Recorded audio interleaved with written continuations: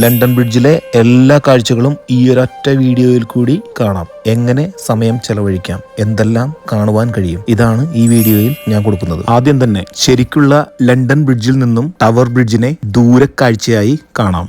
London tower bridge ഷിപ്പിന് വേണ്ടി തുറക്കുന്ന സമയം നോക്കി വെച്ചിട്ടാണ് പോകുന്നതെങ്കിൽ ഈ ഒരു അടിപൊളി കാഴ്ച കാണുവാൻ കഴിയും. ടവർ ബ്രിഡ്ജിലെ ഫുട്പാത്തിലെല്ലാം നടന്ന് ഫോട്ടോയെല്ലാം എടുത്തതിന് ശേഷം നേരെ കൗണ്ടറിൽ പോയി ടിക്കറ്റ് എടുക്കാം. പിന്നെ സമയം കളയാനില്ല, നേരെ ടവർ ബ്രിഡ്ജിന്റെ ഉള്ളിലേക്ക് നടന്നും കയറാം, ലിഫ്റ്റിലും കയറാം. പല സ്ഥലങ്ങളിലും പൂച്ചയുടെ ഒരു പിക്ചർ കാണുവാൻ കഴിയും. പൂച്ചയ്ക്ക് വലിയൊരു സ്ഥാനം ലണ്ടൻ ടവർ ബ്രിഡ്ജിൽ ഉണ്ടായിരുന്നു. പൂച്ചയെ ജോലിക്ക് വെച്ചിരുന്നു. ആ കഥകളെല്ലാം മനസ്സിലാക്കാം. ടവർ ബ്രിഡ്ജിൽ ആവശ്യത്തിൽ കൂടുതൽ ജെന്റ്സ് ആൻഡ് ലേഡീസ് ടോയ്ലറ്റുകളുണ്ട്. അതുകൊണ്ട് നോ ടെൻഷൻ. ഏറ്റവും മുകളിലത്തെ നിലയിൽ വലിയൊരു ഹാളാണ്. ഇവിടെ full time London tower bridge ഉണ്ടാക്കിയ രീതികളും മറ്റും ഇങ്ങനെ കാണിച്ചുകൊണ്ടേയിരിക്കും. പെനി പ്രസിൽ കയറി ഒറിജിനൽ പെനി എടുത്തിട്ട് അടിച്ച് പരത്തി ഇതേപോലെ ഡിസൈൻ ആക്കി എടുക്കാം. നമ്മുടെ ബാങ്ക് കാർഡ് വഴി ക്യാഷ് പേ ചെയ്യാവുന്നതാണ്. പിന്നെ ഒന്നും നോക്കുവാനില്ല, കുറച്ചു നേരം പേടിയോടെ ഗ്ലാസ് വാക്ക് വേയിലൂടെ നമുക്ക് നടക്കാം.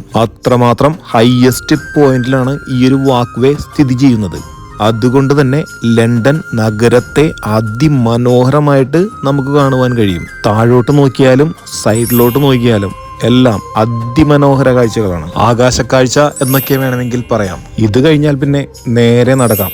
അപ്പോൾ കാണുവാൻ കഴിയും ടവർ ബ്രിഡ്ജിൽ ജോലി ചെയ്ത ആളുകളുടെ ഡ്രസ്സുകളും അവരുടെ സ്റ്റൈലുകളും എല്ലാം തന്നെ. അന്ന് അവർ ഉപയോഗിച്ചിരുന്ന പണിയായുധങ്ങളും ബോൾട്ട്, നെട്ട് തുടങ്ങിയുള്ള എല്ലാ വസ്തുവകകളും അവിടെ ഡിസ്പ്ലേക്ക് വെച്ചിട്ടുണ്ട്. സാധാരണ ജോലിക്കാരുടെയും മേധാവികളുടെയും ഡ്രസ്സുകൾ ഡിസ്പ്ലേ ചെയ്തിട്ടുണ്ട്. സേഫ്റ്റി PPE കിറ്റുകൾ എല്ലാം തന്നെ ഡിസ്പ്ലേ ചെയ്തിട്ടുണ്ട്. ആശാന്മാർ ഇപ്പോഴും ലണ്ടൻ ബ്രിഡ്ജ് പണിതുകൊണ്ടേയിരിക്കുകയാണ്. ഇതെല്ലാം കണ്ടു കഴിഞ്ഞില്ലേ? എന്നാൽ നമുക്ക് നേരെ താഴേക്ക് പോകാം.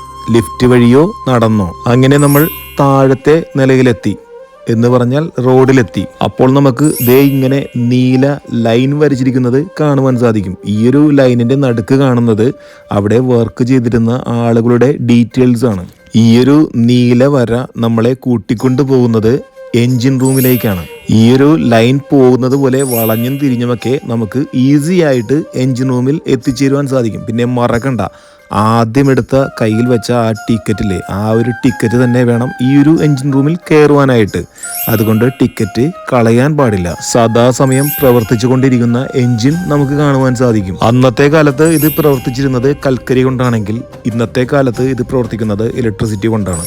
എന്തൊക്കെയായാലും സംഭവം സ്റ്റീം എൻജിൻ തന്നെ. ഇതെല്ലാം കണ്ടു കഴിഞ്ഞെങ്കിൽ നമുക്ക് നടക്കാം. അന്നത്തെ കാലത്തെ സ്പാനറുകളും മറ്റും ദേ ഭിത്തിയിൽ ഇങ്ങനെ ഡിസ്പ്ലേ ചെയ്തിട്ടുണ്ട്. അന്നത്തെ മേധാവികളുടെ കൈപ്പടയിൽ എഴുതിയിരിക്കുന്ന ബുക്ക് കാണാം. ഈ ഒരു വെയിറ്റ് കണ്ടല്ലോ, ദിവനാണ് ഈ പാലത്തിനെ പൊക്കുന്നതും താഴ്ത്തുന്നതും. ഈ തൂക്കിയിട്ടിരിക്കുന്നത് 2 വെയിറ്റുകളാണ്. ഇവ ഓരോന്നും 100 ടൺ വെച്ചിട്ടാണ് ഓരോന്നിന്റെയും വെയിറ്റ് വരുന്നത്. ഇനി നെക്സ്റ്റ് പ്ലേസിലേക്ക് പോവാം. ലണ്ടൻ ടവർ ബ്രിഡ്ജിന്റെ സോവർണിയർ ഷോപ്പിലേക്ക് നമുക്ക് കയറാം. ഇവിടെ നമുക്ക് ഇഷ്ടപ്പെടുന്ന ഇഷ്ടം പോലെ ടവർ ബ്രിഡ്ജിനോട് ബന്ധപ്പെട്ട പിക്ചറുകൾ പതിപ്പിച്ച സാധനങ്ങളാണ് സെയിലിന് വേണ്ടി വെച്ചിരിക്കുന്നത്. നമുക്ക് ആവശ്യമുള്ളതൊക്കെ ഇവിടുന്ന് വാങ്ങിക്കാം. പർച്ചേസ് എല്ലാം കഴിഞ്ഞാൽ നേരെ പുറത്തേക്ക്. ടവർ ബ്രിഡ്ജ് അതിമനോഹരമായി എനിക്ക് തോന്നിയത് ഈ ഒരു പൊസിഷനിൽ നിന്ന് നോക്കിയപ്പോഴാണ്. കഴിയുമെങ്കിൽ ടവർ ബ്രിഡ്ജിന് അടിയിൽ കൂടി ഒരു ബോട്ട് യാത്ര കൂടി എടുക്കുക. അത് സൂപ്പറാണ്. ഞാൻ ഈ പറഞ്ഞ രീതിയിൽ നിങ്ങൾ പ്ലാൻ ചെയ്ത് പോയി കഴിഞ്ഞാൽ നിങ്ങൾക്ക് ലണ്ടൻ ബ്രിഡ്ജിനെ ടവർ ബ്രിഡ്ജിനെ മനോഹരമായിട്ട് ആസ്വദിക്കാം. താങ്ക്സ്.